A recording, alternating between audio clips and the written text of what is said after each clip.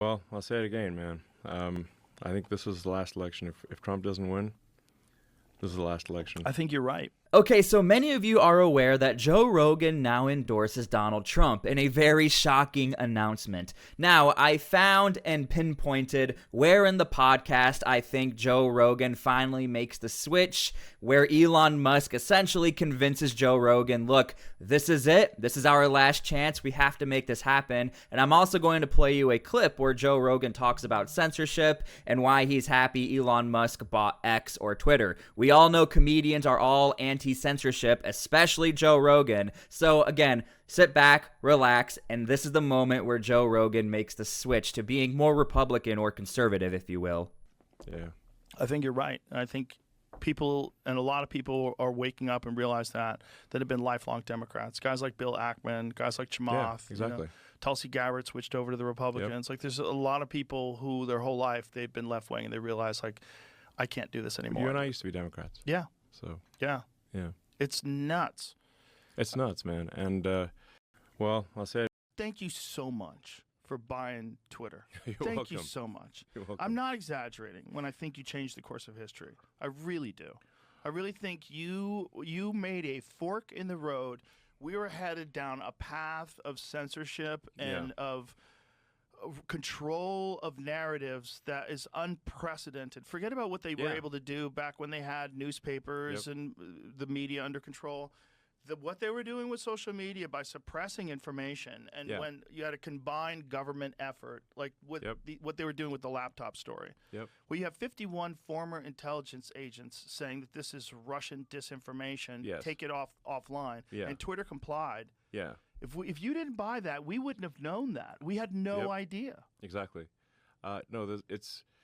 I mean, the reason I bought it was because I'm pretty attuned. Since I was like the most interacted with user on Twitter before the acquisition. So before the acquisition, I had more interactions than like there's some accounts like Obama and whatever had higher follower accounts, but I had the most number of interactions of any account in the system.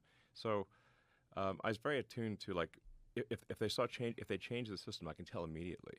Like and I'm like something weird is going on here, you know. Like so there's like I just got increasingly uneasy.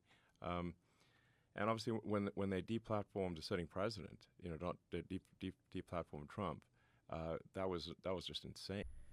Now, again, we do not know if this was pre-planned and Joe Rogan finally said, you know what, I'm going to endorse Trump. Many people are pointing to the fact that he did this one day before the election, which is the most crucial time to do it. Many people also pointed to the fact that, look, every single one of Joe Rogan's comedians pretty much support Donald Trump, so eventually Joe Rogan, the ringleader, was going to do it. But you have to realize Joe Rogan has pretty much always been against the grain. He's never really followed the rules. However, he highly respects Elon.